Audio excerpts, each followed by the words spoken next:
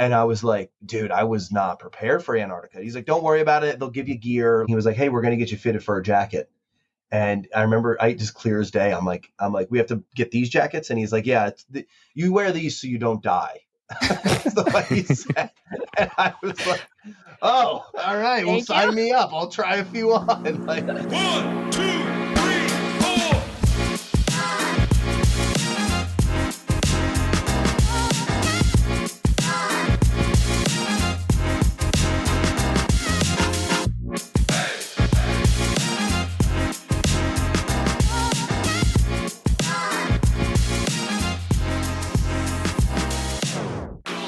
What's up, everybody, and welcome to episode 138 of the On the Runs podcast. What an amazing episode we had the other day with Bex and Ash from the Great World Race. And we have more amazing Great World Race content for you today as we get to talk to the mastermind behind the live stream.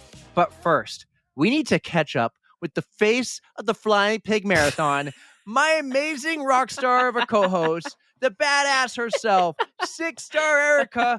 One day, maybe 9-star Erika. What's up? What's up, everybody? Nice to see you. Happy to be back. You know, a lot of our guests tell us, whether it's in a DM later or live on the pod, most of it's live on the pod, like, oh my God, what an intro. They only get to experience once, maybe twice if they're lucky. You have gotten to experience an intro like that for yourself 138 times now. You've embarrassed me like 138 at minimum. At minimum, there's got to be more than that. I want to embarrass you more right now that we're on it. Like, let's just keep embarrassing Sure, Erika. go for it. Why not? You're the face of the Flying Pig Marathon. How freaking random is that, dude? Like, it is the most random thing. How did this start? Who saw it first? Somebody saw it first. I think it was Mr. 305. Okay. So yeah, Steve was like, Erika, is this you? And I was like, what? And I look at the post and I was like, oh my God, the Flying Pig Marathon used my photo from last year in a sponsored ad. And this one sponsored ad has been everywhere. Like, ask Patrick. Patrick has seen it like every day on his social media. And I'm just like, oh my God. So I think that's really cool. It's so random. Like, I'm not used to that. Like, I don't think I'm like the poster child. That's Yuki. Yuki is like the photogenic, beautiful one with her costumes and everything. And here I am just being like a goofy idiot. Like, I just finished the marathon and I didn't puke after eating bacon. Not only and did you finish the marathon, shots. you did like the Flying Pig with cheese. I did that, like the extra cheese challenge. I did 4 races that whole weekend. But that was marathon day. That was my marathon outfit. I had a Flying Pig visor on, and I was just so excited to be finished. It was very hot that day. Yeah. I made it out in one piece, and it's just me being all smiley and happy that I'm done. I'm done running for a day. Like, It's a this great is over. photo. Yes. It's been fun to see because it's so weird. Now that I liked it and even made a comment, like, I'm getting a ton of Flying Pig ads. They just show up. You interact and you're Yeah. like stuck with them now. Yeah. There's my face. Enjoy. Right. I kind of joked. I'm like, I'll send them the invoice. And you're like, well, I probably signed a waiver for that. You probably did. I But, think they do, you know, yeah. But I'll say this, though. Flying Pig, if you want a rock star or someone to show up and like run your race, the poster child now of the Flying Pig Marathon, the whole thing, the whole way of cheese, we'll send her back. We'll send her back. I would love to. You guys don't understand how much fun those races are. Like, so I was there last year with Patrick, Dave Sweeney, Angela was there. Like, there was...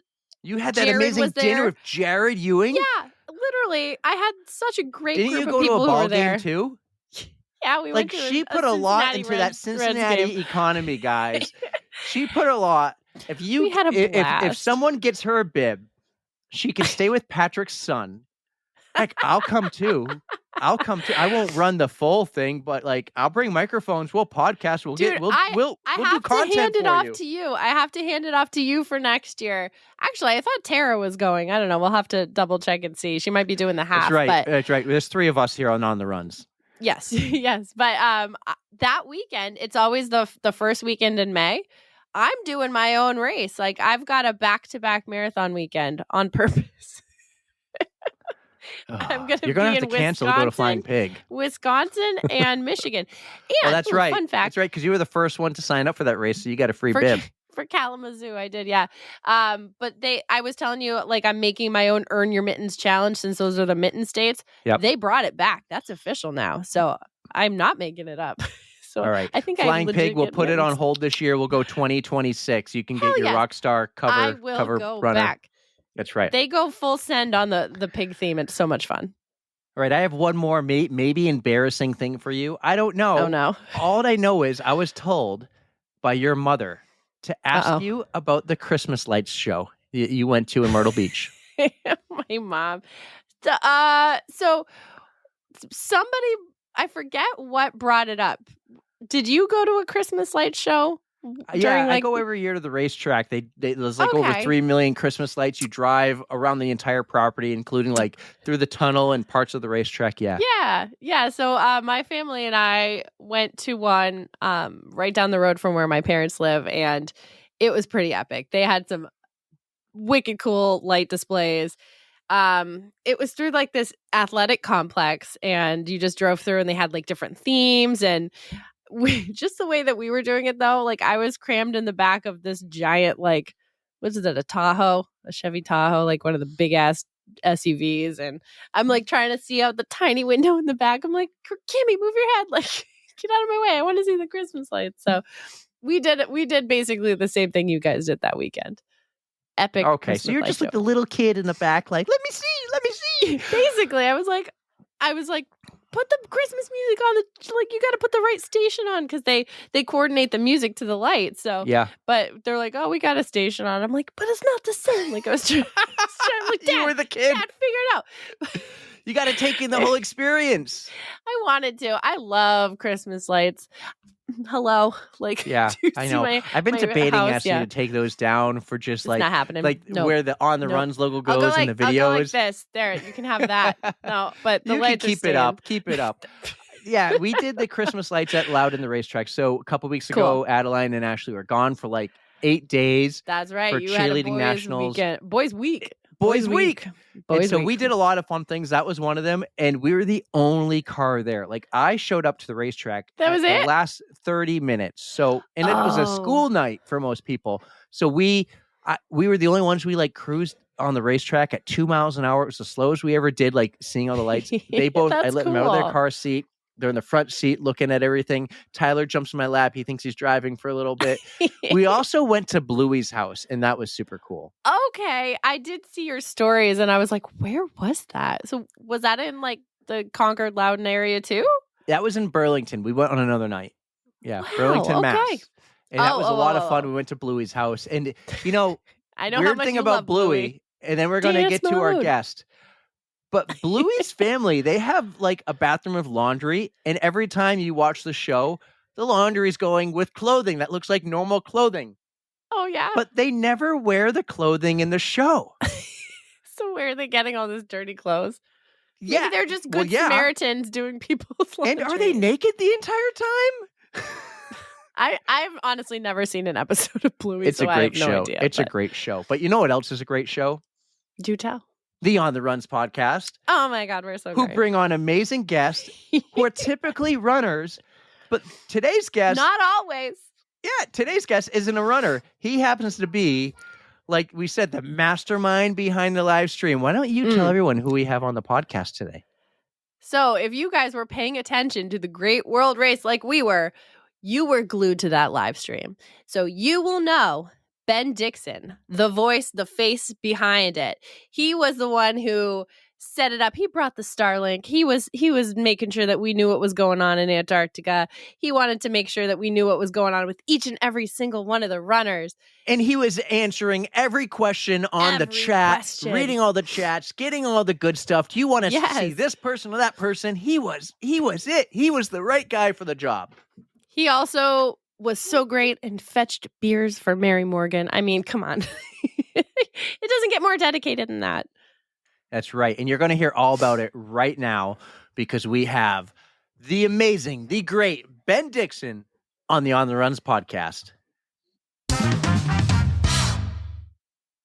Our next guest on the pod is a rock star in $70 Nikes who took the opportunity to travel the world in 7 days, following runners he knew nothing about, and bring us all binge-worthy content from the Great World Race, capturing not just the running, but the behind-the-scenes content while highlighting every runner along the journey. TLDR, clip that. We are wicked excited to welcome the mastermind behind the Twitch live stream of the Great World Race, Ben Dixon. Welcome to the On the Runs podcast. What's up, dude? Thank you. What is up? Thank you for having me. It's an honor to be here. Love seeing your content all throughout the race. So I appreciate you so much for having me on. So nice to have you, Ben. I feel like we kind of know you already just a little bit, just seeing you on the live stream the whole time. But I can't take credit, sadly, for the awesome content that Eric and Tara put out, because I was sick in bed watching all the live stream. But they were they stepped up and took over and covered the content for us. So thank you guys for doing that. And it's just super nice to have you here, Ben, to learn a little more about you and get a little more of the inside scoop. Yeah, absolutely. Well, at least we could bring the podcast to your sick bed, the live stream to your sick bed. It was pretty convenient, not going to lie. Yeah, it was a heck of a time, that's for sure. You brought it to our work. I think Tara and I missed we didn't really work.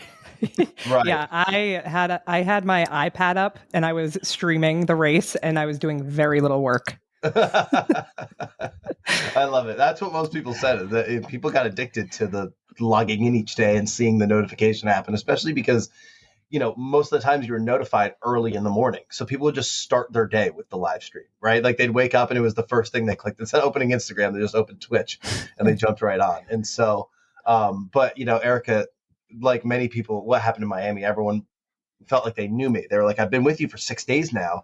We're this person, we're that person. And I only know people by their little usernames, right? If I remember them. So it was a really cool experience. And I absolutely feel grateful that I was able to jump on this thing.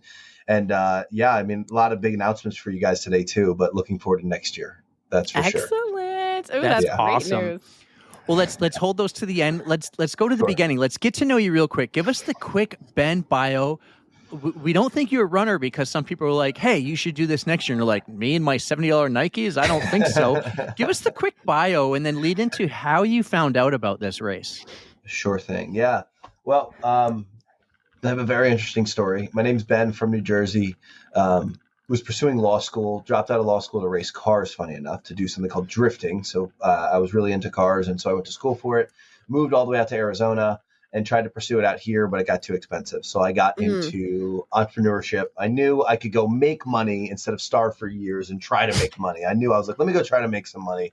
And then I can always come back to drifting. And so I started different companies out here in Arizona, and they worked. One was a networking company that still meets to this day, 4 years later, and then another was software development company. And that's where inside of our software development company, we kept building softwares for people. It was all blockchain, Web3, smart contract related. We kept building these software. They'd pay us to build it. And then 2 years later, maybe even a year later, they would go and sell it. And I'm like, man, they're selling these things for a lot of money. I was like, let me figure out what I can make that's an internal product. And at that time, I basically was streaming just for fun. I like playing competitive video games every once in a while. And I was just doing it for fun. And I remember there was something that went down in the gaming community. And I was like, hold up, stop what you're doing. Let me get to Twitch and find out what this is. And by the time I got to the person's channel that had all the issues, they were just sitting there streaming. And I'm like, wait, I need to know what just went down. Today was a huge announcement. It's like if Tom Brady decided to leave football, that's what happened with this guy. But I was 50 minutes late to him starting to stream. Of course, he talked about it at the beginning. And so I knew, all right, it's going to take about 2 hours for it to get on social medias and this and that. I'm like, man, why is there not a way to catch up with what people have been doing immediately on Twitch? And that's where the idea really sparked from. And so I've just been running with it ever since. And the Great World Race was just a fluke on how I got involved. And then it worked out. And none of us knew it was going to happen. Maybe 20 people would show up. We didn't think it'd be 20,000. We didn't think it'd be 50,000. That's how many unique viewers came through in 7 days. Wow. And so That's cool. it was just crazy. Yeah. That's the story.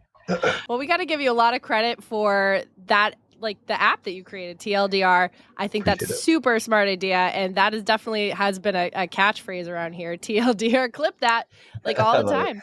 So before we get going with more of this, did you ever get Twitch approved?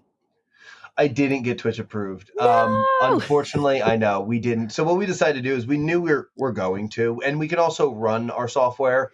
Mhm. The only thing is it wouldn't show up on Twitch, but we could still you could still say TLDR clip that, get your AI videos, get your voice clipping videos in the dashboard. So we're like, we're just going to launch, and when they approve us, no big deal. Gotcha. And so we decided to actually postpone launch for about a month and a half, 2 months, as we're bringing on 3 more engineers so we can really ramp up and scale this thing. We realized Excellent. that the virality that we caught and the amount of people that would sign up would be too much for the software to be able to handle. And so I we were like, see. we need to go and build this stronger so that we can scale to, 10,000 people if need be. And so we just made a decision as the team of 10 of us to wait for a little bit. But you know what? It'll come. Twitch will approve us one day. Good. and You we'll all deserve celebrate. it. Thank you. I appreciate it. Well, let's get to the race. How did you find out you were going? How many days notice did you have before you went out to Cape Town? Great questions. So I am in aviation management. So I was with Braxton. That's the other thing I do. So TLDR aviation management. So I was in Fort Lauderdale, and I land, and Braxton and I have something to go do for business. And so the night before, he's like, "Hey man, you should really hop on with David Kelly. Let's make this happen." I was like, "That's perfect. I'll just schedule the call for the night I'm with you, so we can both chat with him." So we talked to David that night, and David was like, obviously David's never heard of Twitch, hardly understands live streaming. And I just pitched him. I'm like, "Listen, man, you're missing out. All these people are doing this fantastic thing, and no one's going to be able to see it except for maybe the documentaries, which come out 6 months later. Mhm. They're not going to have any time to post on their socials. They're going to be too darn busy." And so, I just pitched him like hard for a straight hour. I was like, "Listen, this is what I think you should do." I didn't ask a single thing from him. I didn't even expect for him to go, or to have me go. I was like, if nothing else, just turn on Twitch yourself and live stream this thing. And the next day he calls Braxton. He says, "He's in. Let's do it. Get him on the plane." And that was a week before. So just craziness, absolute crazy. And I was like, all right. So then I got home 2 days later from the trip, and I only had about 4 days to go find a Starlink, pack up, buy my ticket to Cape Town, South Africa, which I don't recommend doing 2 days before you fly anywhere. Oh gosh, yeah. Not good. And then, yes, he said, "If you land, I'll just take care of the rest." And so we didn't know what to expect. And that's how it all came about. Suddenly, Braxton and I were flying to Cape Town, South Africa. We land we're landing about 5 days before the race was supposed to start. But as you guys know, weather conditions started us a day early. So we all panicked. But that is, yes, that's how that went. So living in Arizona, do you still have like winter clothes? Like was packing for Antarctica, like, were you prepared? No, I wasn't prepared at all. Not even slightly. He told me, "You're not going to Antarctica." He's like, the plane down to Antarctica is smaller with less seats. And so he's like, "We're not going to have you go down to Antarctica because I need to only fit, I can only put out of the 77 on the plane, he could only fit like 60 down to Antarctica, because of restrictions and all that stuff." Yeah. And so it was the night before. Not only did this start a day early, but the night before it started a day early, he called me at I found a tech conference in South Africa. Of course I did. And so Braxton and I decided to go to it. Yeah. We were like, well, we got some days to go. We might as well just go do this. Right. And the next day we were going to go, do Tabletop Mountain and go do all the fun touristy stuff. But we go to this, it goes well. We meet a lot of people, and I'm coming home at it's 12:30 at night. And David goes, "Hey, you're coming to Cape Town, South Africa, or you're going to Antarctica, excuse me." And I was like, dude, I was not prepared for Antarctica. He's like, "Don't worry about it. They'll give you gear, like all this stuff. You're going to be okay." And because I was saying to him, I'm like, "Hey man, how are we going to live stream the race and not show the first race? Like, we need to do something." I bought a Starlink, we're ready to go.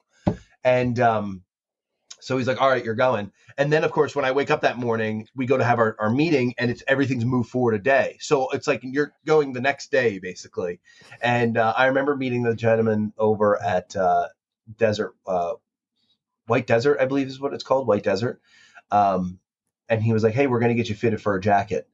And I remember, I just clear as day. I'm like, we have to get these jackets, and he's like, yeah, you wear these so you don't die. That's the way he said. And I was like, oh, all right, well, sign me up. I'll try a few on. Like, so that was definitely nerve wracking, and in knowing that, not only have very few people in the world touch foot. Actually, we looked it up the other day, and it said that around 300,000 people in total have been to Antarctica in the history of the world. And in the last 5 to 10 years, it's been 100,000 of those people, because more places like White Desert exist to bring people down. Mm-hmm. But I talked to David Kelly just last weekend. Actually, I'll get into that. I was just with David. I talked to him this past week, and he said, it's actually even less than what you think, because most people will go to the islands up top. They don't actually land on the continent that's down below. And so he's like, you're a part of a very rare thing. And so I feel grateful for that. That's for sure. Cool. Yeah. Very cool. Yeah. So Ben, prior to this awesome opportunity you had, I know that you had very little time to prepare for it. Did you know anybody that was partaking in this event? I know there were some celebrity like people, and then just your everyday Joes. Did you know any of them? So Tara, to answer your question, did I know anybody?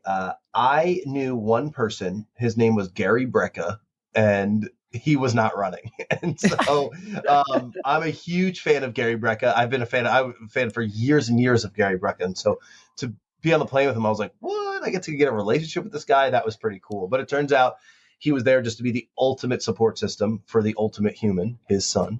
And that was really, really cool to see. So I didn't know a single soul. So when I was on that bus, and you're like, I don't know if you guys were there for the first stream where I went live on the bus. I was there. And everyone's like, you were there for that? Okay. I didn't know what to expect. And then they're like, talk to Bex. And Bex happened to be to my left. And so I didn't know who was who. And I didn't even know Bex had a following like that until I knew she had a support system, but I didn't know if it was just a bunch of people she worked with at Peloton. I didn't know Bex had that many followers on Instagram until she tagged me on day 6. Right. So I didn't even I didn't know any of these people at all. I didn't know Alvaro had that 1 million followers until that really cool photo of him coming across the finish line flexing. You guys probably all saw. So I didn't realize who I was on this plane with, which I think was a huge thing, because I was able to just genuinely create my own relationships. And so for that, I'm very grateful, because there was no preconceived notions. And of course, with Gary, I was like, hey man, try not to freak out. I'm a huge fan. And, you put a lot of good stuff out in the world. And so, no, I didn't know an ounce of a person, but I'll tell you what, I know 60 something people right now. That's for sure. Yeah, it was pretty cool. You mentioned the first time that you went live on the bus, and people were asking the flamingos for Bex. So Eric and I are huge Peloton people, so we're big Bex Gentry's fans. So we're like, and you're like, Bex, where's Bex? And we're like, I was like, wait, he doesn't know who Bex Gentry is? I'm like, who is this guy? But that's really cool. And it's great, like you said, you don't know these people, so you don't have any type of mindset of who they are, where they come from. So you're just meeting them for the first time as just normal, regular people. So that's really cool. Yeah, it's exactly that. I was grateful to meet those people, like I said, without knowing them, because they were just human beings first. There wasn't this big persona of who they were and what they've accomplished and all those things. Going down to Antarctica for the 5 hours, I sat next to Jenny Simpson, U.S. Olympian for 15 years, right? And so no clue. And so her and I are just talking for 2 hours on a flight down there. And she's a really great person. She's like, yeah, we're about to do this Run USA podcast and go around the world. I'm like, man, that's awesome. What does your husband do? And so I'm very grateful for that, because if she was an Olympian, I would have been like, all right, what do I say to this woman? She's accomplished things that I can only dream to accomplish. So, it was really cool. It is kind of nice that you get to do that, because I would have total nerves. I'll be like, oh my God, that's this person and that's this person. And you just, if you're anything like me, I clam up. I stumble over my words. I freak out. So you had just a genuine experience, and I'm grateful you got to do that. Yes, thank you. I appreciate it. I'm grateful too. Ben, I'll tell you, I knew the stream was going to be a hit when you first went live, and you're in the terminal, you're all walking on the bus. I'm like, this is great. He's not just going to give us the race. We're going to get all the content. And that's when I was hooked. I'm into those live streams. It's weird. During COVID, I would watch people live stream from Disney World. It's just walking around. And I was like, yes, this is going to be for me. I love it. What were some of your goals and expectations going in with the live stream, and how did you think to do all the content versus just the racing? Yeah, so that's one thing that I kind of sold David Kelly on more, was showing the behind the scenes. So I kept saying behind the scenes, because anyone could set up a tripod and go live and point it at the finish line, right? Hmm. And so I just kept saying behind the scenes, like these people, their families are going to watch, their friends are going to watch, like people are going to want to know what's happening, but like it's crazy, especially when you got an 18-year-old kid like Merrick and your father and mother send you off to do this race at 18. Like it's crazy, and so I kept telling him behind the scenes, like that's what people want to see. And then it sort of sparked an idea in my head. It was like, man, I could probably do this with other companies and other things and other places and go behind the scenes, even if you did it for the Kansas City Chiefs. Everyone's watching on TV, but is anyone watching behind the scenes? Like that's There's definitely a market for that. Absolutely. There's a market for it. Yeah. And so for me, I would have felt guilty had I not had every person who asked to see someone that they asked to see at least had one conversation with them and so on and so forth. And after the first few days, I got to know the names.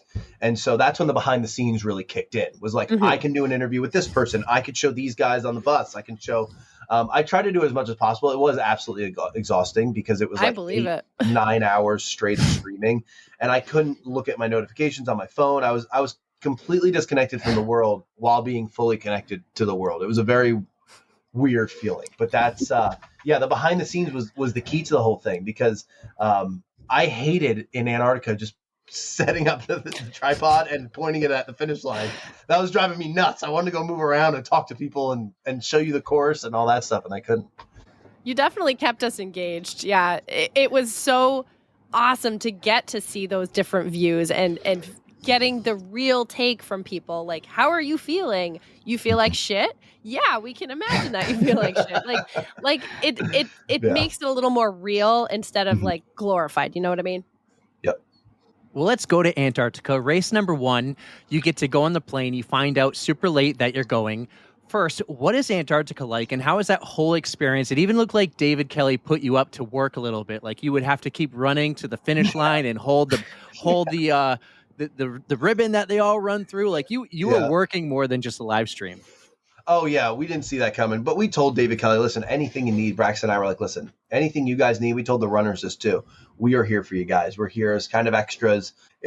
That's because the live stream blew. I didn't know the live stream was going to blow up when I made that statement, but we're like, we're here as extras if you guys need anything. Yeah, Antarctica was absolutely insane. The craziest part to me was coming in because you couldn't fly that high in Antarctica. You had to stay low with this plane, and so you were pretty much below the clouds the whole time.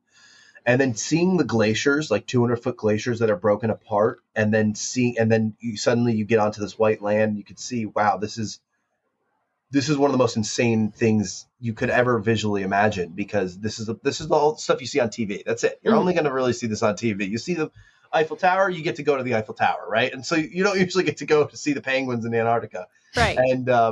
And what was crazy was landing. I don't know about you guys, but when I'm in a plane, I like to look out the window and watch the land, right? And know, like, oh, there's the ground. Oh, there's a little bump. Then you land. I like to do that. I think it's fun. It was so bright from the glare of the ice, you couldn't see when the plane was going to touch the ground. And so I thought that was nerve-wracking to me, to be coming down, but then the glare just continued to go. And it was tough with depth perception with the mountains, because you didn't know, was that a peak of a mountain? Is that just a rock out there? Like, it was very strange. And so I had to put on sunglasses in order to see outside, because the glare was so strong and you didn't know when you were going to hit.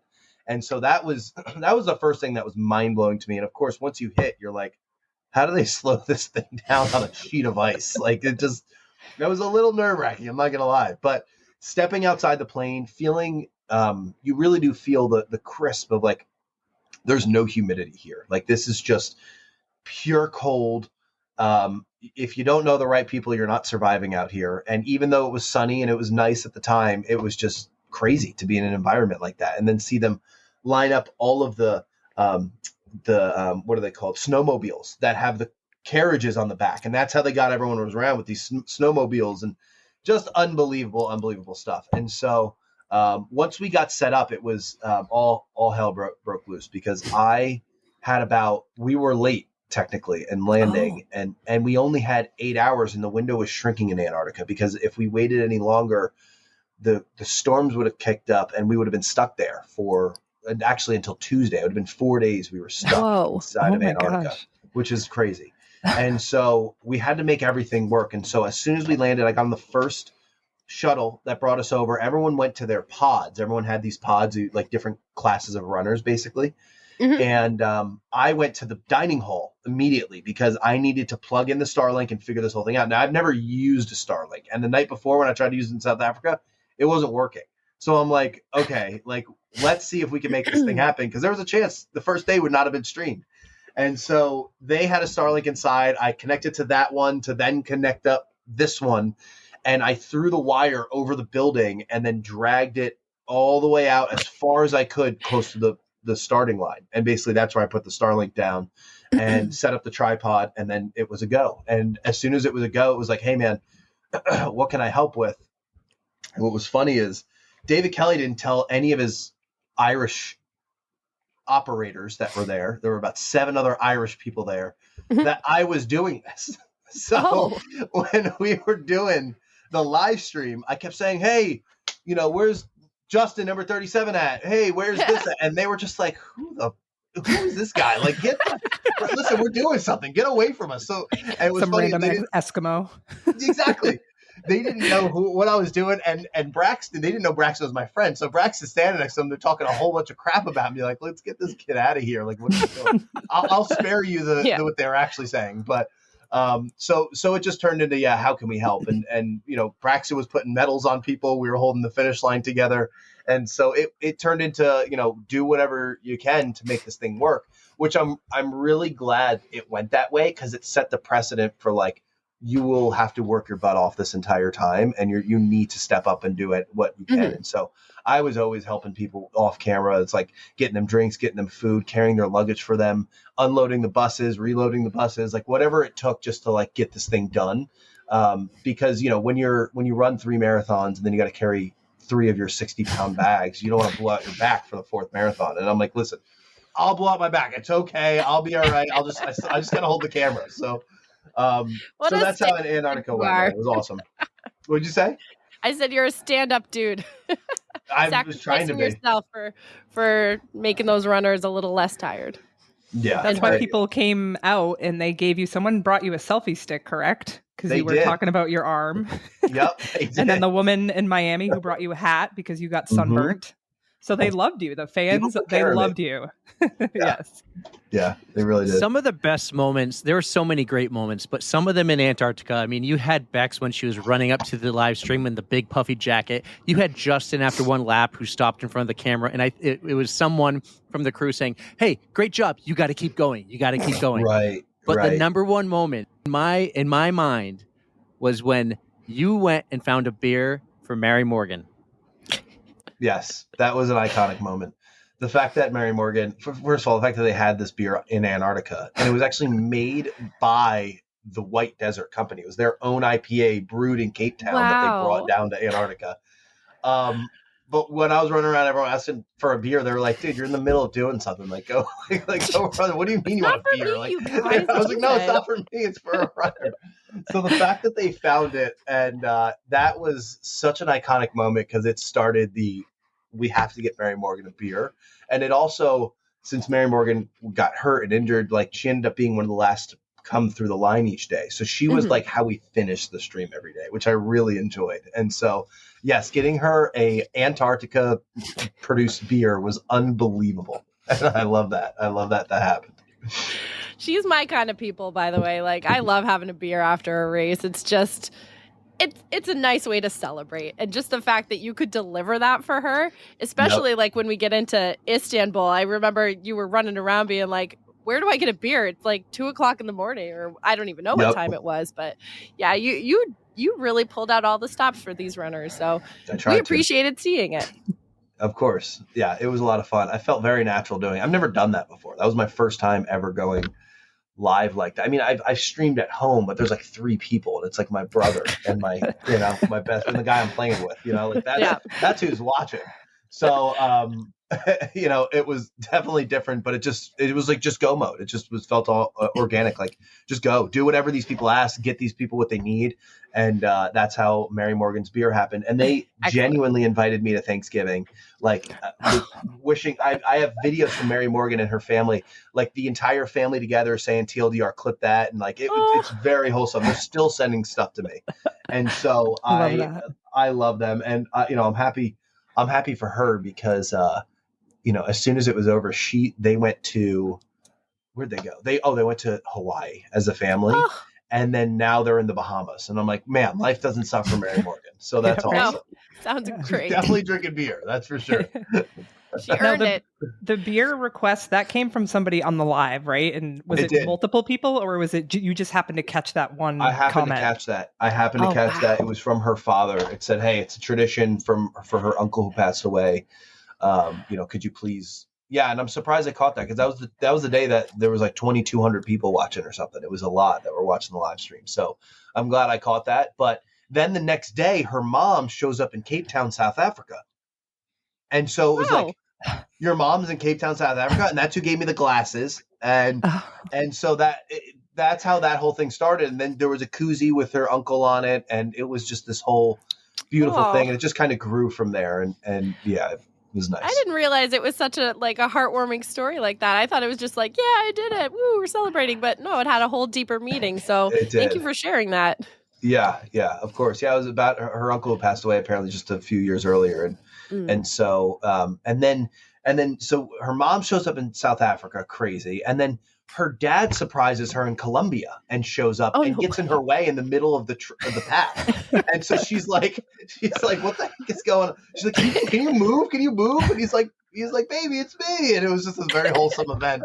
And so, what a lovely family. I just love those guys. Yeah. So awesome. Well, you said the words. You said you went back to Cape Town when you met Mary's mom. Tell us about the travel back to Cape Town. What was the vibe of everyone? No one really got any sleep. You went from 5 degrees to probably 95 degrees. And overall, throughout the race, how was that vibe changing? Yes, yeah.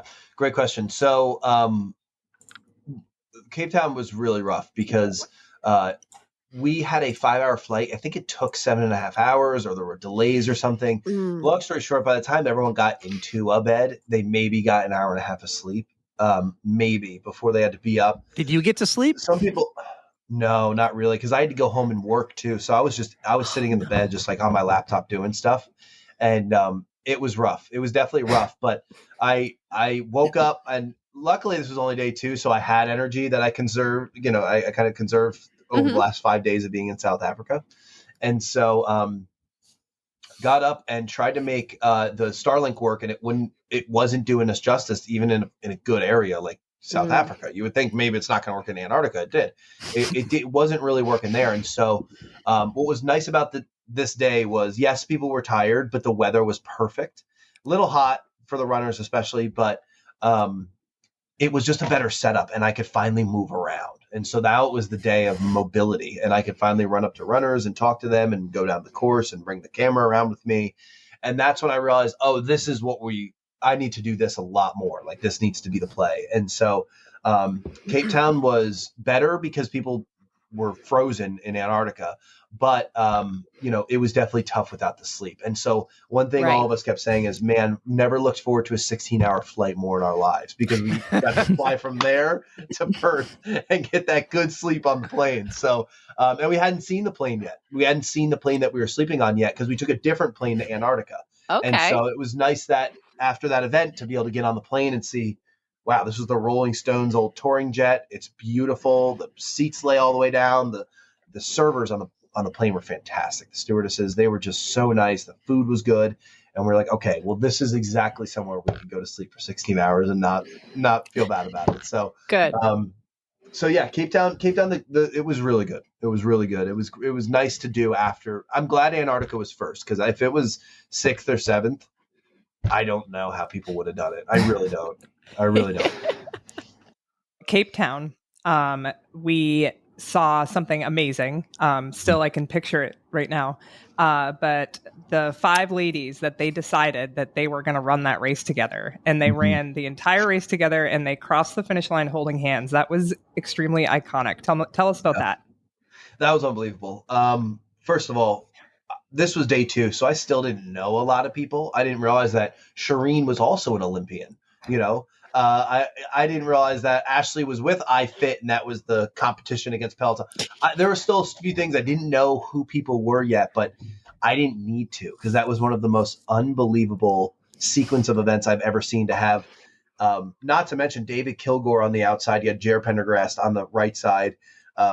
Both legends in the running game, and to see all of them cross the line and the girls in the middle. I mean, it was beautiful. It was absolutely beautiful. And the fact that they all took the same time, and they needed each other that day. That's for sure. I think even if they got in 4 hours of sleep, even if they got in 6 hours of sleep, Antarctica beat the crap out of a lot of those people, especially the people on that line. And they'll tell you their stories. Antarctica messed them up. And so they genuinely needed each other to run across that line that day. And, people like Jenny Simpson. Jenny Simpson wasn't an Olympian for running long distances. She just wasn't. She was a 1 mile runner. And so she needed the help and support of those girls to really get her through there. And I got to be honest, they said it individually, if we didn't have each other, their times would have been a whole lot different. And so really cool to see one person push that person, then they start to go down, and the next person pushes that person, and then they slow down their pace for each other when it's really getting tough, and encourage each other to pick up the pace. It was cool, and I know it certainly started a trend that I was looking forward to each day. Hey, who's going to cross the finish line together? Today, what's going to happen? And so it was just a beautiful sight, and it really kicked off. I think, in my opinion, that was one of the most special moments of the whole live stream, because while Antarctica was cool, you got to see people run live. You didn't know who they were. They had beanies on, they had jackets on. You couldn't tell who was who. There wasn't really getting to know. That was a very wholesome moment of the 5 of them running across the line that really kind of pulled at your heartstrings and said, I'm now emotionally invested in this live stream. That's what it felt like. Definitely. So I really echo cool. that 100%. Like, we were at home, just like I had tears in my eyes. I'm like, this is the friendships. I can feel it from thousands of miles away. It was just absolutely beautiful. Yeah, it was awesome. So you finish Cape Town, and then you go on this epic airplane. Real quickly, as we transition to Australia, tell us about this airplane ride. You all walk on this airplane. You're live streaming. It looks beautiful. Everyone has these awesome seats. Tell us about that experience. Yeah, the airplane was huge. There's only about 3 airplanes like that in commission that can fit that many people and are custom built to be comfortable like that. And so, it was a heck of an experience walking up to it, because obviously you're walking onto the runway. It was one of the biggest airplanes I've ever seen, and it was beautiful inside. Leather, everything the carpet was tan, the beds were tan. It was just beautiful. The front had this giant, looked like hand painted map of America. So it was gorgeous. Cool. There was art on the plane and really cool. And so it went back about 6 or 7 sections with 2 pods in each. And then there was a couch, there was like a little bar, and then it went the rest of the plane back. And so the seats laid all the way down. Some seats laid down further than others. Like mine was kind of like this, while Braxton was like that. And so some seats were different. But we got comfortable blankets, and they just took good care of you, man. And there was recovery all around. So people helping each other out. The couch became a room for stretching and physical therapy and all of that stuff. So people were in there working on other runners to help them get ready for the next day. Gary Brecka was running around handing out supplements to every person that existed. And then, people were sharing the compression leggings back and forth from aisle to aisle. So they would each be taking turns. That's so nice. It was really cool to see. It was very wholesome. And by this time, we like the friendships were really starting, because people were crossing finish lines together. People were helping support each other throughout both the first 2 races. And so, you sat in the pod and you already kind of knew the person next to you. It wasn't like they were complete strangers, which was really nice. And so that's when it became very family oriented is how it felt. And that plane took off, and it was so heavy. It was going so slow. I'm like, are we going to take off? Such a big plane. I was like, are we going to get up there? But it was very comfortable. And planes that large don't really experience turbulence. So luckily, they do, but you're not really feeling it on the plane. And so luckily it was a perfect environment for everyone to sleep after the first 2 marathons heading to Perth. It's a plane like that. I can't sleep on a normal plane, just that's just me. I can't sleep in cars either, but I feel like Yeah. that one I may have a chance at, especially if it's reclining all the way. So You'll need that's to when you super do nice. this race one day, Erica. Ugh. Exactly. I was about to say that. Yeah. Yeah, Well, you I'll run the start race, you're going to want to practicing. sleep. Yes. Yeah. Yeah. It was actually real quick. The plane back from Antarctica, the plane back from Antarctica, since there was nowhere to, those seats were straight up. The plane we took there and back. So everyone chose an aisle. There was like 60 aisles back, and everyone laid in the middle of an aisle. And that was their sleep for the night for South Africa. Crazy. I need a picture of that. I know. I got to see if I have a video of it somewhere on my phone. But yeah. So you guys had 16 hours to ride on this beautiful plane, get some sleep, hopefully recover, to hit the third marathon in this amazing challenge. So how did Australia go? I mean, just looking at it, it looked so beautiful. You guys were running at dusk, the sunset, the water, the bridges. Oh my gosh, it looked fantastic from our point of view. How is it from yours? Yeah, it was beautiful. Funny thing about Australia, is when we were there, you could have told me we were anywhere. I kept saying this to people. You could have been like, we were in a park in North Dakota, and I would have been like, okay, understood. And it wasn't like Cape Town or Antarctica where you were like, we're clearly somewhere else. It just felt like we were in a park somewhere nice, like outside of Portland or something. Like that was kind of the vibe we got. But then you hear everyone speaking with Australian accents, which I love, is my favorite accent. And people are so friendly. And that's when people really started to show up from the live stream, which was cool. So there were like 50 people, I would say, that were kind of on the grass, all hanging out, all wanting to support someone like Googs, who's Australian born. And it was beautiful to see the sunset and the crazy architecture of the bridge and the stadium and the city skyline. It was beautiful. And top notch. It was the perfect temperature for these runners to run in. After going too cold in Antarctica, too hot in Cape Town, it was like, hey, this is the perfect day. And so I think I enjoyed that the most because it was like a reset for us before all the craziness continued to happen.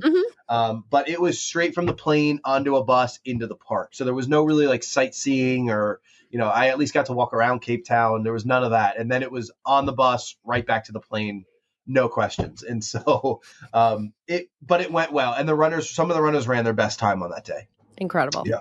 I mean, it was super cool. Yeah. It looked beautiful. And that was all before things got really crazy in Istanbul. We're talking mad fishermen. We're talking the police. We're talking a terribly conditioned course with potholes and rain and weather. Go into the whole entire trip to Istanbul. You got both races there. You don't have to go in an airplane, but you're not getting much sleep either. That's exactly correct. So Istanbul was absolute nightmare. A beautiful place, but the logistics of it all, just things went wrong. So not only were we 3 hours delayed even getting on the bus to go to which is a huge 3 hours. Some of these people are running faster than that. And so that's a huge, huge delay for us. When we got there and parked the buses on the street, it was so narrow. It was almost like a one-way road.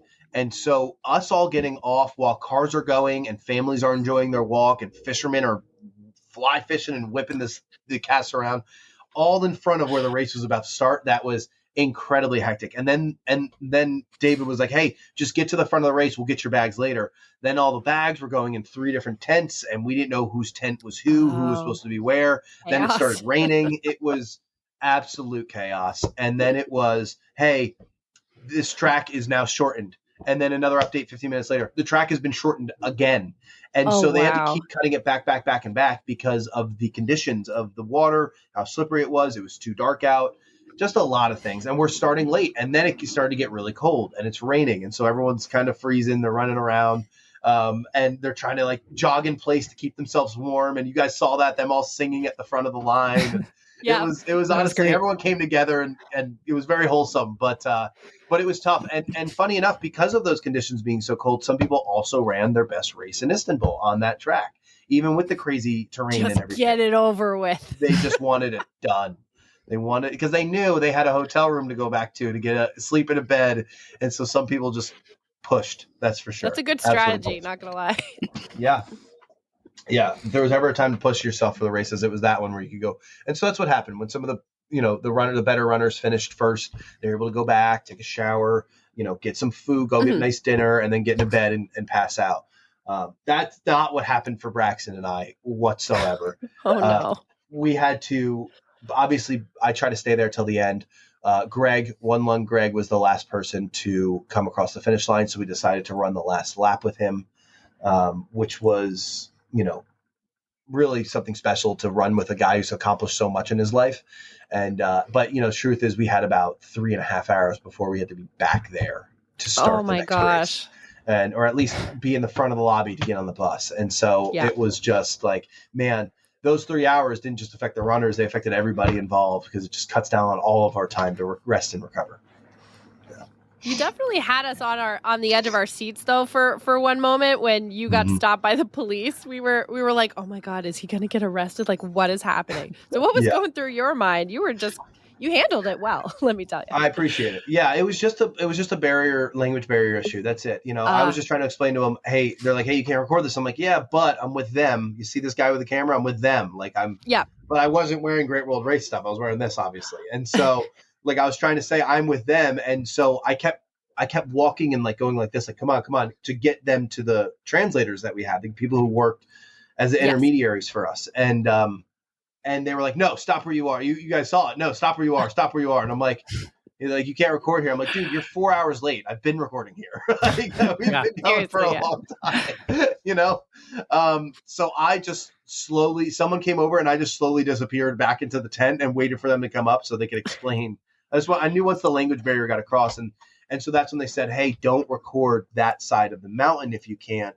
If you try to avoid it because that's where the president lives. And I'm like, well, that would have been nice to know before this thing, like that's a huge piece of information. Avoided it all together. If we were right next to the White House, and I didn't know what it was, it'd be nice to know what the White House is. So right. So yeah, that was a very interesting scenario. But they were, they were like, all right, we get it. And they kind of moved on. But that was a little scary for a second because I was like, we're not shutting this thing down. And that was even our smallest viewership of the whole trip was that race because of the time. And I was like, but we're not shutting this thing down. I needed to keep going. So, yeah. Was that one of the ones that was like 4:00 in the morning Eastern time or something? Like I remember I got up because I had this cough and I was just like, oh, hey, the stream is on. So I figured since I'm up, I might as well watch it. I was one of the ones that was you were. I get up early. I get up at like 3:30 in the morning. So I was like, yes, it's there. It's like I get the notification and they're like, they're live. So I was all for it. I'm not an early riser. Tara even caught you having some yogurt, and apparently it wasn't that good.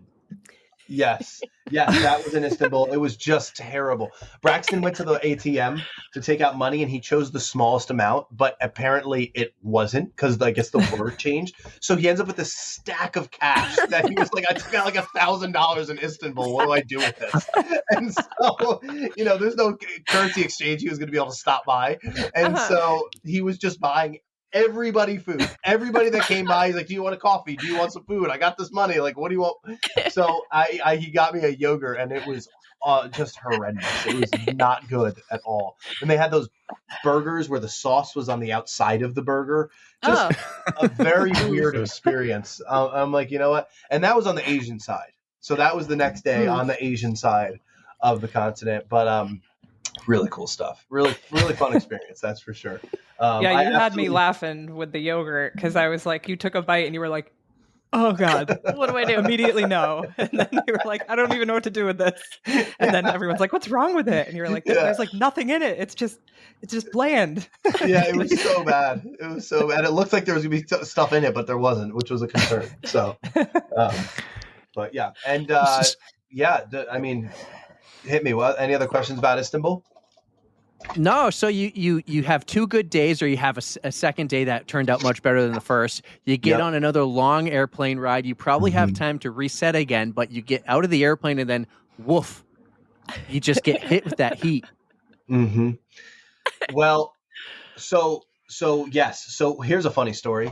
The plane, we were so exhausted after these two events because the same thing happened. It was like maybe 3 hours of sleep the night, in Istanbul. And I know like when Braxton and I got back to the room, we opened a beer and we just talked because there's a lot to talk about. And so we didn't sound like we like got in the room and went to sleep. No.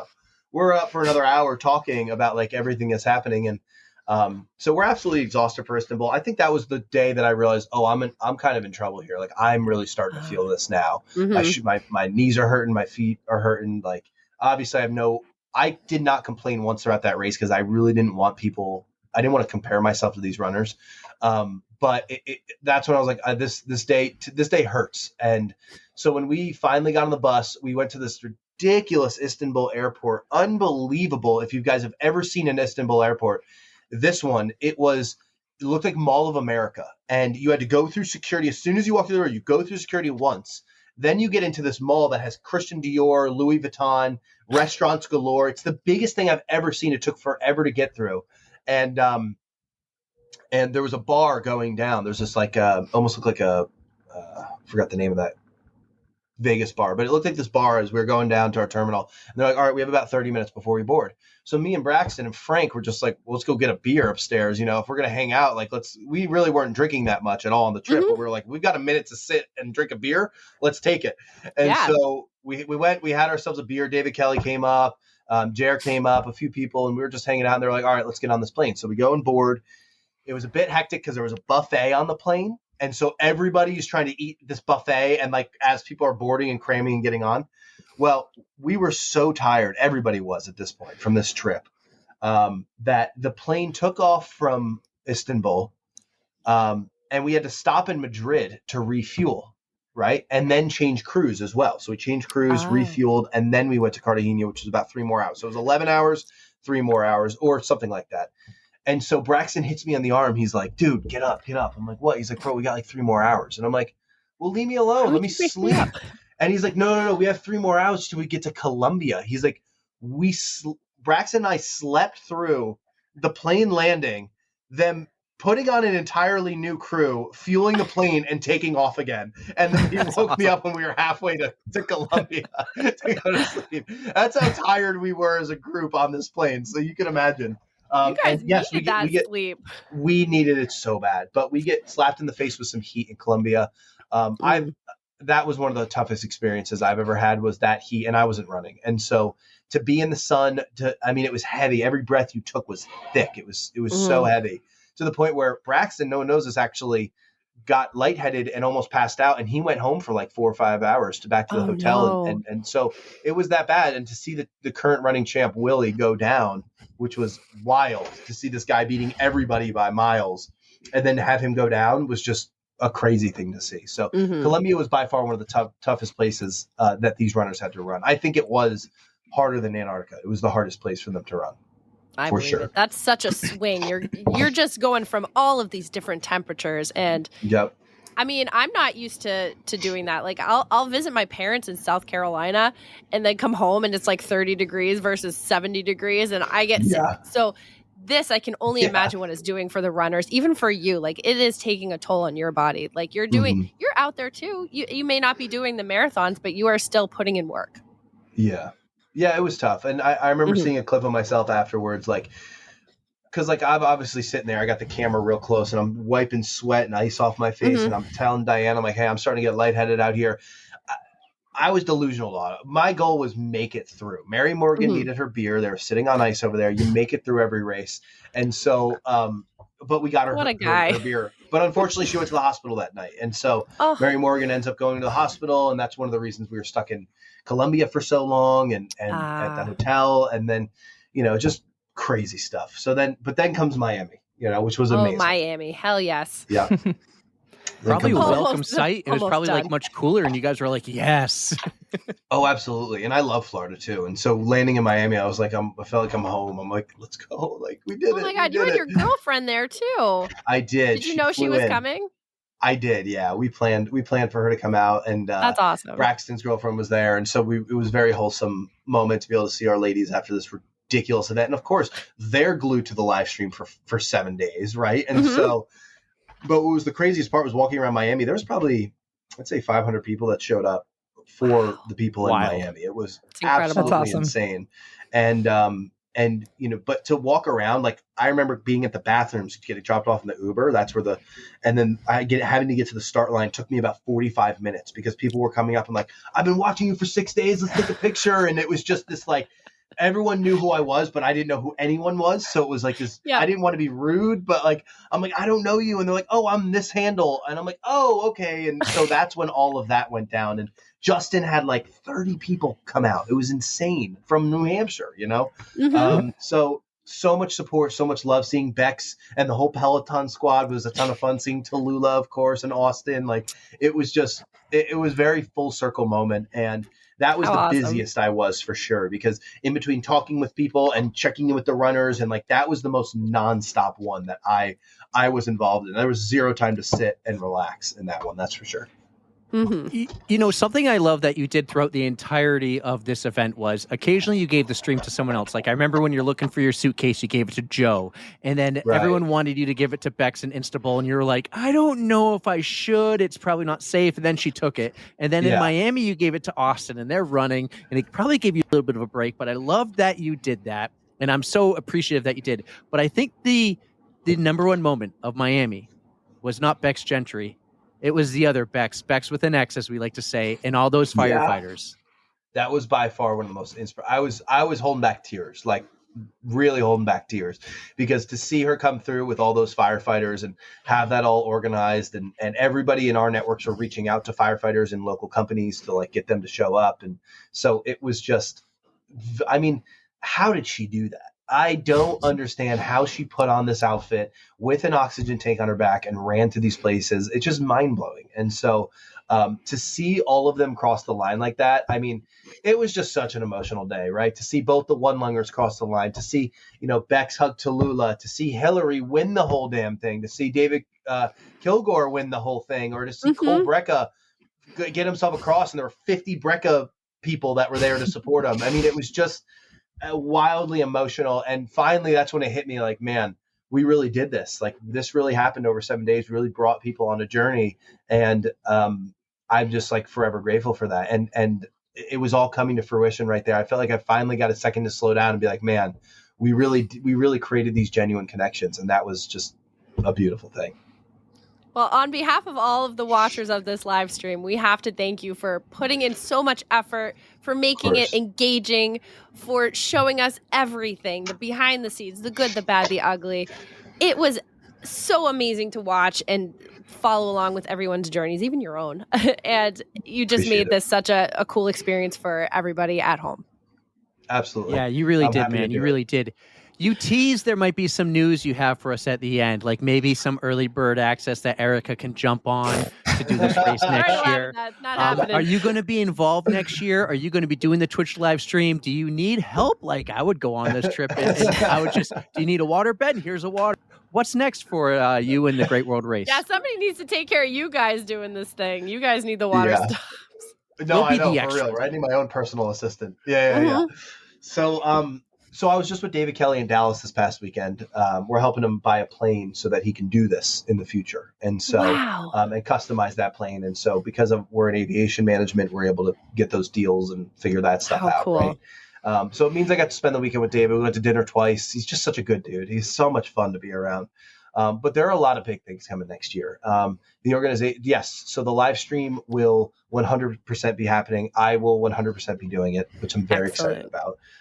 And will I have a co-host? Possibly. There are a lot of people hitting me up to co-host this thing. And so we need to figure out how the logistics would work.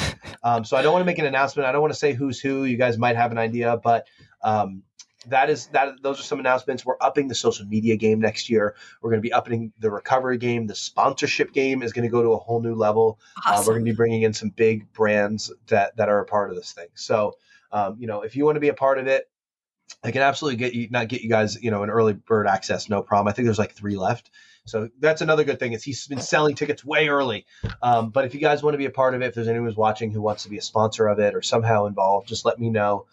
Reach out to us and I'm happy to, make the connections and make things work. But yeah, we got some new locations. I can't talk about them, but we know the new It's gonna be a locations. surprise. It's going to be good. It's going to be really good. So this year this past year was the proving year. This is the year we really explode this thing. And I don't see why we couldn't have, 500,000 people come through for the next year if we do it correctly. If we did that with nothing, right? So Yep. it's all possible. It's all possible. That's for sure. So cool. Yeah. Yeah, Ben, I kind of want to echo what Erica said. You were perfect for this. Like, they could not have picked anybody better. You nailed it, and you kept everyone's attention, and I was so intrigued to sign in every day and just watch. So you did great. So glad to have you here on the pod, and can't wait to see what you guys do next. Thank you so much. That means a lot, Tara. Thank you.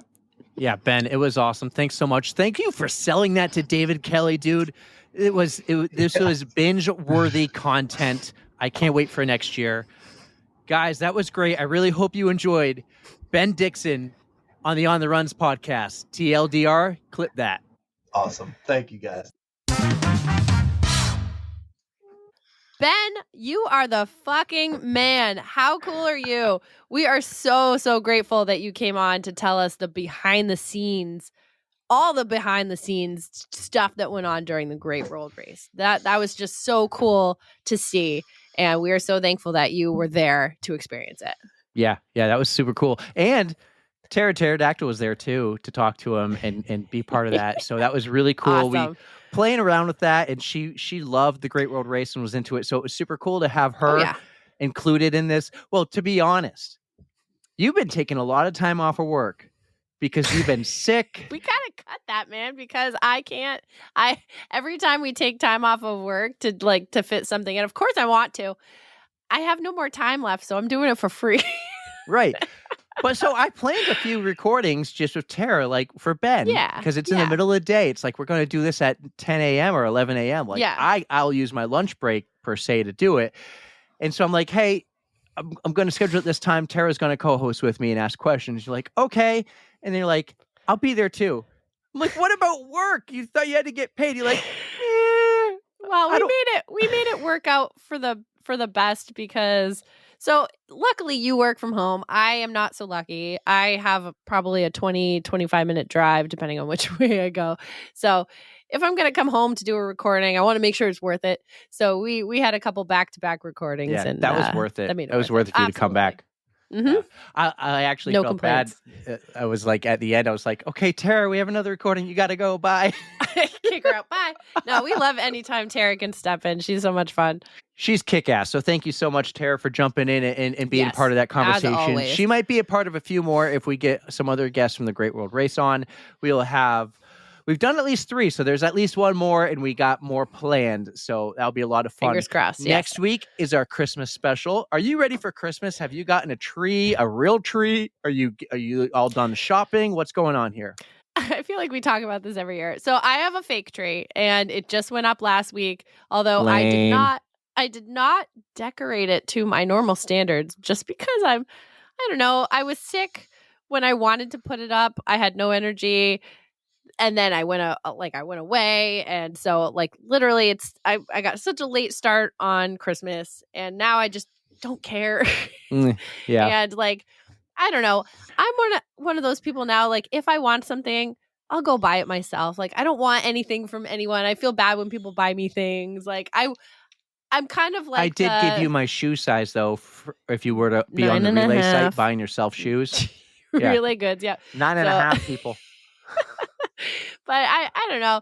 I haven't really done much shopping because everybody, like my whole family is like, we just want to have experiences. You know, we want to have food and drinks instead, like not a gift. So no, essentially I have not done my shopping, but I really don't have much shopping to do. But well, how about you? I mean, it's been a late start. So we had Boys Week to begin of the month. Ashley and Adeline were gone. I can't go get a tree without them. Right. So we don't, as of right now when we're recording, we don't have a tree. A tree should be up by the time this drops because it's Thursday. Oh, I hope so. I hope we have a tree.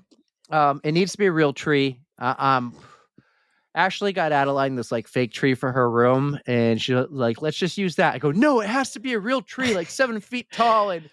But this is the latest we've gone without a tree. So shopping wise, I'm not done, but I know what I'm getting. So okay, or I know what I'm getting for others. So we're going light this year. So my sister and my brother and I decided, we're not doing gifts because we have the big wedding coming up, Hannah's wedding in Cancun, and I just think everyone's like saving for that. So yeah, you guys are gonna have the experience, including my brother. And I'm like, what do you mean you have no money to go to Cancun? You have no kids. You have all the money in the probably world out for there doing yourself. extra shit. Who knows what he's doing? He's jumping out of airplanes and Yeah. skiing, and so Yeah. he lives a cool lifestyle. He does live a cool lifestyle. You know what else is really cool? I got What's a up? story for you real quick. Yeah.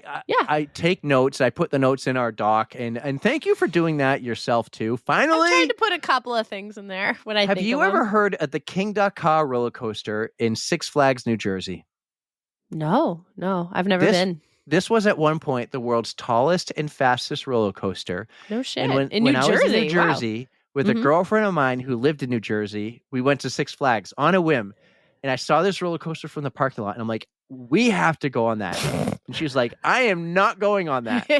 Oh God. I bring this up because they're tearing it down at the end of this season. It's no longer. They Why? say they're going to put something bigger and better in there. Like this Oh, thing are was they? pretty freaking epic. Ah, I it remember ain't broke. trying Don't to. fix it. Well, yeah, I don't know. It's only like 20-something years old too. But That's not I bad. remember trying to trick my girlfriend at the time. Her name was Sarah, to get in line for this. That was a 2-hour wait. And she wouldn't get in line. I did trick her. Then she realized when we were in line, she goes, I'm getting out. And she walks out of there. And as I'm walking back, some big dude with muscles is like, hey, dude, my girlfriend won't go on that with me. Will you go on it with me? It's like, is this a joke? What's going on? Like, what's Yeah. going on? He looked like, if anyone from New Hampshire remembers Andy Blacksmith from Greg in the Morning Buzz, that radio show, Mm-mm. Andy, who, rest in peace, passed away. He had heart disease, heart failure. Oh no. A while ago. He looked just like Andy, very muscular, you know? And so I went, I think his name was Steve or Brian. I think it was Brian because I Oh, thought I'm of like Brian. those aren't being my even roommate. close to being the same. I know, but I knew it was one of Yeah. my college roommates. Oh. I stood in line with that guy for over 2 hours, right? Yeah. And we made this decision to wait even longer and make our girlfriends wait longer so we could sit in the front seat. Oh my God. And as we're going in the front seat, we are next. Some VIP people get to come up the exit and they get to go on this ride. And we're like, it's totally cool because we know we're next. We've been waiting. We're not mad at all. And then they handed us 2 VIP passes each. I think they handed us one and we're like, we don't even know each other. I'm here with my girlfriend. We don't even know each other. And I think the person was like, yeah, whatever. Here's an extra VIP. 0 to like 128 miles an hour in 3 seconds.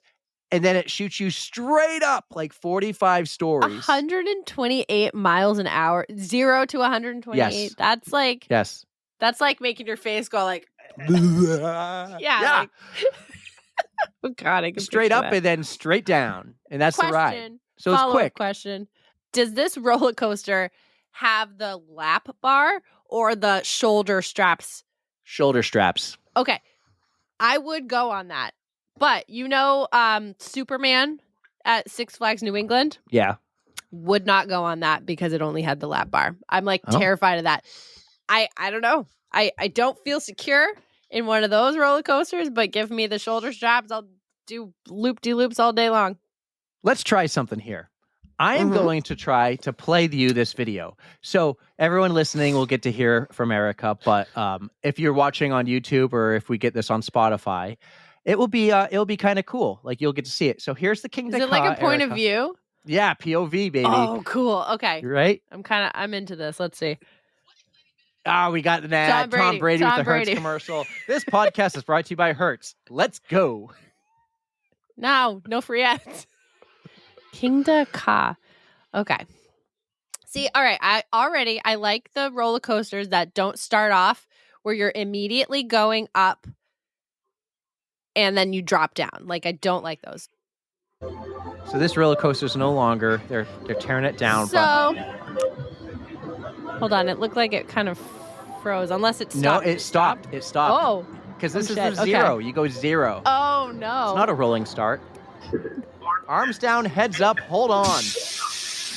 Oh God. Okay. Here we go. I can hear. Holy shit. Okay.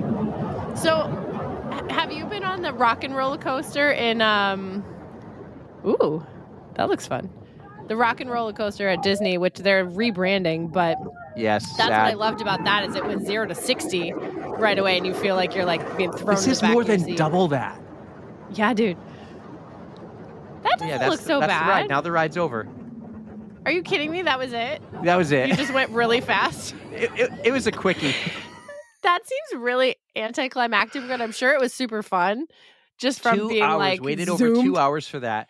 We used the That VIP was like pass. a 4-second ride, you guys. Like, Yeah, we I used the don't know if I VIP could pass. wait. Sarah and I did to go on like the wooden roller coaster there. That at the time might still be okay. today. Is like one of the top 10 wooden roller coasters in the country. You mean Canopy doesn't count? The Yankee Cannonball, man, I haven't been on that in a while. I used to Right. work there. So yeah, Ooh. Rock and Roller Coaster, that's also been rebranded. I Yeah. haven't been on that since 2005. When did I go? 2017, when I did Disney, my sister and I fast passed that one. I'm like, Yeah. I know I love this one. I'm going on it. So we didn't get to go when we went 2 years ago because that was the only ride Adeline was too short to go on.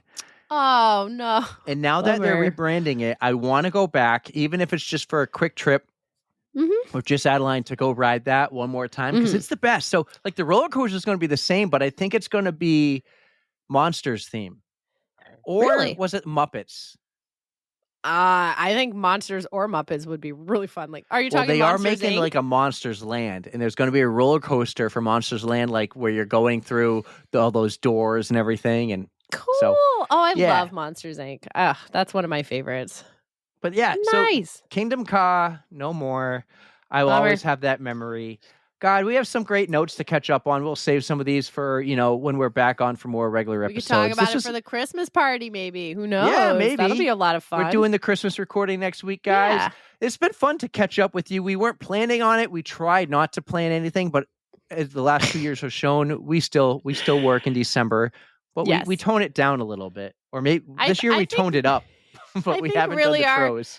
Our only break that we really get is around our birthdays. Yeah, we which take is a hard okay. break there. Hard break. Yeah. Yeah.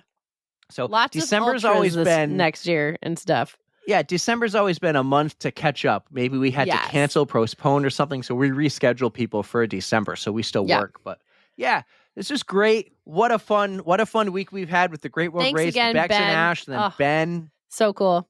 Yeah, we never talk running outside of the 2 guest appearances, but we'll random. talk more. We got some cool things, guys. Don't forget the link for Erica's Chicago fundraising. Ah. Erica, what is the charity again you're fundraising for? I am fundraising for the American Foundation for Suicide Prevention. Yes, so the link is in the memory show of notes. Nick Hamill. That's right. So the link is in the show notes. Guys, you rock. Don't forget to follow us on Instagram, interact, engage, follow us on all the other platforms. If you love this podcast, become a friend of the pod or a lover of the pod on Patreon, and also subscribe to the YouTube channel as we are dropping hopefully full episodes on YouTube and also the guest appearances and other cool clips. Mhm. Subscribe to the YouTube channel. Let's get to 100 YouTube subscribers. We're at 90 right Woo! now. We can do it. We can do it by the end of the year. Guys, enjoy. Erica, take us home.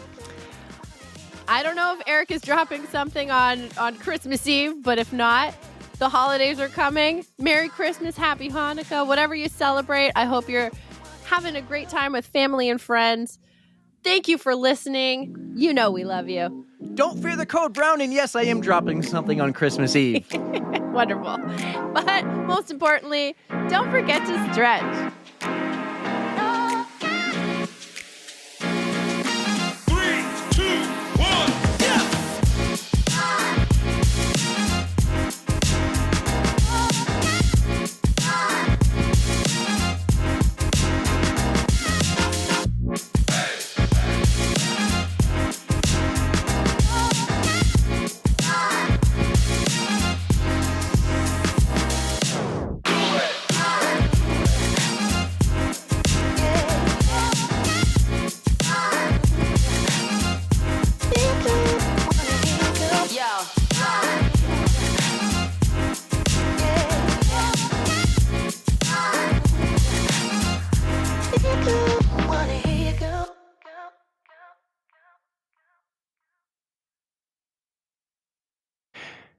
What's up, everyone who's expecting a blooper right now? Typically, I post the blooper, but a little different today, guys. I wanted to come on here after and send you a little message because I know the people who are still listening are like our core listeners who know we throw a blooper at the end of every episode, right? And I throw something funny that it probably was something funny I did or that Erica did or maybe pterodactyl burping, something like that.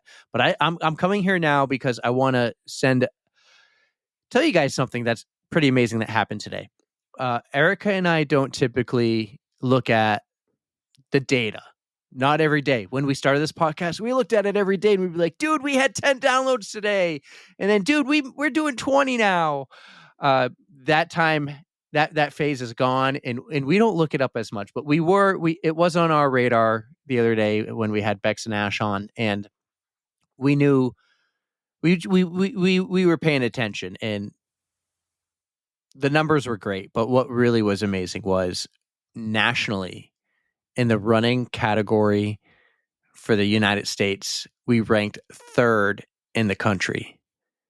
And that's super cool because one, the top 10 are like always the top 10, and they're so amazing. And it's so cool to be in that group, even if it's just for a day. Like we know we won't be there tomorrow. We'll call it the Bex and Ash effect, right? But it was really cool to see, and I wanted to thank everyone who knows we do this at the end of the outro. I wanted you to hear from me in a cool way, a secret message. I was going to email you all, but it's a lot of emails, and I feel like, oh crap, what if I forgot someone? I want to say thank you because 137 episodes, 138 today. We've actually released 175 total episodes, or the bonus episodes, or the OTR lives, and all the other things we've done. You guys have been here the whole time, and you're a huge region. You're a huge part of, and you're a huge. See, I'm going to keep this blooper in. I can't say huge. It's just I can't do it. You're a huge part of this. There we go, Eric. Way to go. Thank you so much. It was so cool. We know where we rank typically with Apple Podcasts, and it's usually the top 50, and that ranking is 250 podcasts typically. So it was super cool to see that not only did we break the top 10 and the top 5, but it was a podium day, 3 for Dale, as I like to call it. And it was so cool seeing our podcast with all the other ones. We're talking Ali Feller, Des Linden, and Kara Gosher. I know I'm saying Gosher wrong because I want to say it like David Gosher, who was the play-by-play voice of the Boston Bruins, but it's Kara Gosher. Strength Running podcast. The Drop. There's so many cool podcasts on that list that it is so cool to see On the Runs be right in the middle of them all. So it was great. Thank you so much, everyone who has been a supporter this whole time. And I thought this would be the best place to tell you that. Thank you, because I know you're still listening. Hopefully you enjoyed that episode with Ben. And have a great Christmas, guys. We recorded the Christmas special. It is coming out. And then we'll have some more 777 content for you until the new year. And we're going to start off with a bang, too. So lots of cool, fun, exciting things in 2025. Listen, I know we won't be number 3 all the time, so we're only number 3 for a day, and I love that. But we are continuing to climb that chart, and we're going to be part of that. And you guys rock because of it. So thank you so much. It was so cool to see. Not only were we number 3 in running, but in sports overall, all of sports, we were 175th. And I thought that was so cool because we're competing against every podcast in the sports category. It was the Bex and Ashley effect. We know that, but it was super cool to be with, so many cool podcasts in the running. And one thing we'll always do and we'll continue to do, and we do that by having other running podcasts on, and we're going to support everyone else who's doing podcasts. Like we're supporters, we're lovers, we love them all. People who do this, we know the work that goes into it. So you guys rock. Thank you for all you've done. I'm just going on and on here. I'm already over 5 minutes on this. But thank you. You guys are awesome.